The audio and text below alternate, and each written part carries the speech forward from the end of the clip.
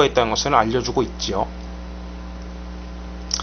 4번 보겠습니다. 4번. 4번 논란이 좀 많았던 문제인데, 그러니까 논란이라는 게 다른 게 아니라, 이게 시험이 제일 처음에 나왔을 때 해설지들이 쏟아 나오지 않습니까? 그 당일 시험지에 해설이 나오는데, 해설지에서 대부분 어떻게 했냐면은, 발문을 제대로 안 읽고 해설하다 보니까 이렇게 된 건데, 조사를 선택한 후, 조사에 우리가 결국 토의한 내용이란 무엇에 대한 토의 내용입니까? 조사의 선택 기준에 대한 토의 내용입니다. 조사의 선택 기준에 대한 토의 내용인데, 많은 해설서들이 그때 보면 여기 막 이렇게 두 개 중에 이렇게 뭐 글자 이렇게 있고 뭐 글자 있고 하나에 이렇게 동그라미 되어 있지 않습니까?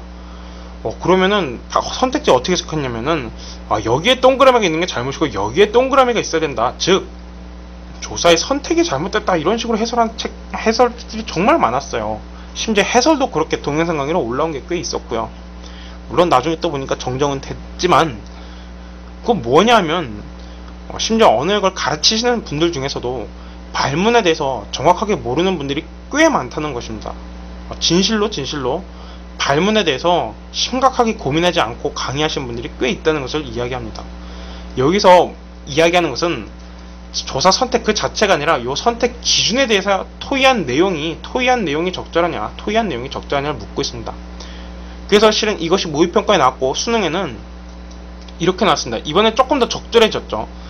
아예 여기서 아까 전에는 적절한이라는 단어가 빠져 있었다고 보시면 됩니다. 뭐라고요? 공고학년도 수능에서 조금 더 정확하게 해서 적절한 단어를 선택한 후 여기까지는 출제자가 적절하다고 보장을 한 상태입니다. 여기서는 우리가 더 이상 딴지를 걸 게 없어요. 출제자가 보장해 줬기 때문에 우리가 해야 할 것은 이제 단어의 특성을 파악하는 활동을 했는데 그것과 관련된 설명으로 옳지 않은 것을 찾는 것일 뿐입니다. 맞아요? 발문만 보고 넘어가겠습니다. 여러분들이 이제 문제를 또 기출문제 푸시면서 이 문제를 또 풀 일이 있을 거라고 생각해서 발문만 보고 넘어가겠습니다. 아까 문제와 이 공고학년도 수능 발문이 굉장히 유사하죠. 그것만 알고 넘어가면 좋겠습니다. 5번입니다. 굉장히 멋진 문제입니다. 정말 멋진 문제입니다. 어디를 크게 읽어야 하나요? 이 문제 보면서 어디를 크게 읽어야 하나요? 이젠 좀 보여야 합니다. 5번 문제 풀 때쯤이면 좀 보여야 합니다. 바로 이 부분입니다. 보통 문제는 이 부분이 없습니다. 맞아요? 보통 문제는 이 부분이 없습니다. 그냥 다음 개요를 수정한 방안으로 적절하지 않은 것은 이렇게 나옵니다. 이런 문제를 여러분들이 그래도 좀 언어에 공부를 했다거나 모의고사를 좀 풀어봤다면 이런 문제를 굉장히 많이 만나봤을 것입니다.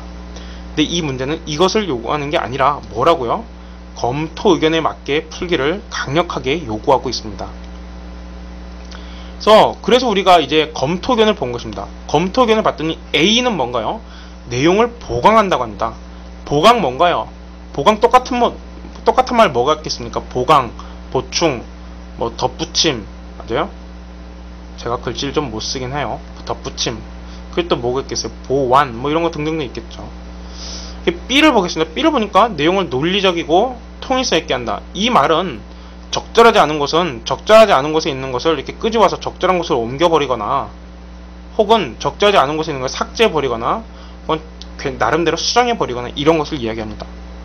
이제 검토 의견에 맞게 수정하라 그랬으니까 우리가 검토 의견을 받고 선택지를 보면 답이 1번임을 쉽게 알 수 있는데 보세요. A를 반영하여 옮긴다라고 했습니다. A는 뭐였나요? 보충한다, 보완한다, 보강한다, 덧붙인다 였죠. 근데 1번은 옮긴다고 했기 때문에 적절하지 않습니다. 어떻게 바뀌어야 돼요? A가 아니라 뭐라고 바꿔야 되냐면 100번 양보해서 옮긴다라는 말을 옮긴다라는 말을 살려주기 위해서는 A가 아니라 여기서 B로 바뀌어야 합니다. B로 바뀌어야 최소한 이게 맞게 됩니다. 물론 뭐예요? 그런 말이 없다 하더라도 본론 2에 인터넷의 쌍방적인 특징을 본론 1로 옮기는 것도 당연히 말이 안 됩니다. 이건 말이 안 되고 굉장히 웃긴 건데 많은 학생들이 이 기준에 의해서만 답을 찾았다 이거죠. 수정 방안이 적절하지 않다에 의해서만 답을 찾았는데 출제자가 정답에 실마리를 2곳이나 넣어뒀었습니다. 맞아요? 따라서 이렇게도 풀 수 있어야 됐지만 검토 의견에 맞지 않은 수정 방안이기 때문에 1번이 답이 된다는 사실도 알아두셔야 합니다. 자, 잠시 쉬어가겠습니다. 혹시라도 졸린 분 있나요? 아마 내용이 너무 재밌어서 졸리지 않겠지만 혹시 있을까봐 이야기해봅니다. 이 할아버지는 제가 굉장히 좋아하는 분입니다. 폴 발레리라고 프랑스의 철학자이자 시인이자 뭐 오만 따까리 다 하신 분인데 여러분이 익히 들어보셨을 만합니다. 잠을 자면 꿈을 꾸지만 깨어있으면 꿈을 이룬다고 합니다. 졸면 안 된다. 이 강의 들을 때 졸면 안 됩니다. 이 강의 굉장히 비싼 강의입니다. 이 강의 정말 비싼 강의입니다. 여러분들이 이걸 만약에 제가 책을 내지 않았고 만약에 제가 과외를 했다면 이 강의를 얼마를 줘야 들을 수 있는지 아십니까? 10만원, 30만원, 40만원, 50만원? 택도 없습니다. 100만원? 안 됩니다. 저 250만원까지도 받아봤습니다. 그러니까 그 제의를 받아봤습니다. 하지만 이런 제의에 거절했어요. 250만원짜리 과외 제의를 이런 제의에 거절했어요. 왜 그런지 아십니까? 그거 너무 그런 돈 갖고는 저를 움직일 수 없습니다.